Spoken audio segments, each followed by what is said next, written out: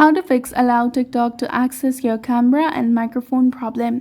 Hello everyone, welcome back to our channel. So if your TikTok has no access to your camera or microphone and you cannot record any video, take any photo, or cannot send voice messages or anything like that, you can simply go ahead and open your system settings on your device. From here, scroll all the way down and go to apps. On iPhone, you can go to general management and then go to apps. Now tap and search for TikTok.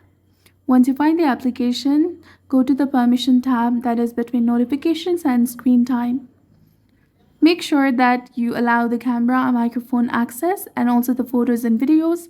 If you want to give access to the location, contact, music, and audio and notifications, simply go ahead and tap on allow and you'll be done. This way, you will be able to give permissions to the camera and microphone to the TikTok application.